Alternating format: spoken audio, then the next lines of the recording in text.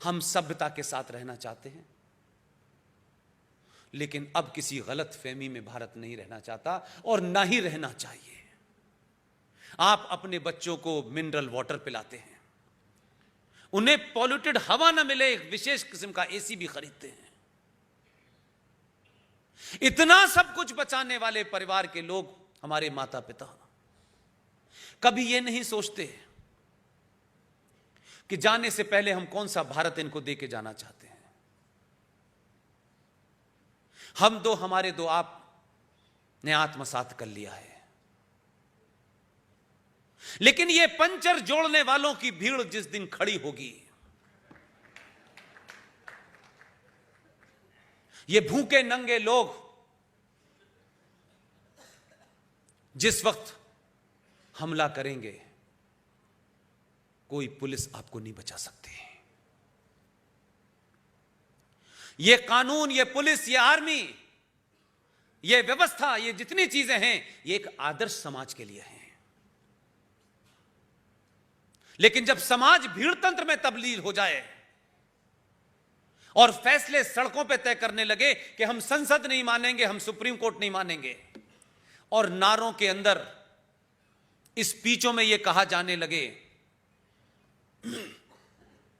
कि हमने अपने बच्चों को लोरियां नहीं सिखाई हैं, हमने अपने बच्चों को ट्विंकल ट्विंकल लिटिल स्टार नहीं सुनाया है, आपका विरोध सीएए के ऊपर जायज है या नाजायज है, यह बहस का मुद्दा नहीं है। आपको विरोध करने का अधिकार है, इसमें भी कोई बात नहीं है, लेकिन आप उस विरोध की आड़ में अगर यह नारा लगा रहे हैं कि हमने अपने बच्चों को करबला में कैसे शहादत दी जाती है यह सिखाया है, तो जिन्हें करबला के बारे में पता नहीं है, मैं उनसे पूछना चाहता हूं, थोड़ी शर्म करो। करबला में तुमने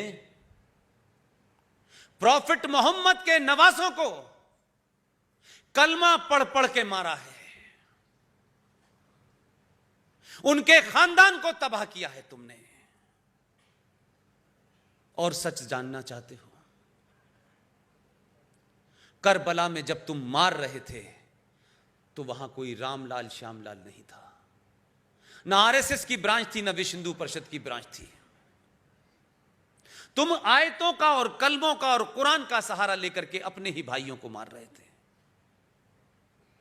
और वो तमाम लोग चिल्ला चिल्ला के कह रहे थे कि है कोई हमें बचाने वाला जो हमारी आवाज सुने। इतिहास को सही तरह पढ़िए, मेरे हक में है या किसके हक में है, इस तरीके से इतिहास मत पढ़िए। मेरे खिलाफ भी है तब भी उसे पढ़िए। यह आवाज हिंदुस्तान पहुंची और हिंदुस्तान से सनातनी हिंदू ब्राह्मणों की फौज वहां गई। जब तक पहुंचे तब तक मोहम्मद साहब के खानदान के तमाम लोगों को मारा जा चुका था। आपको पता है उन्हें क्या कहते हैं?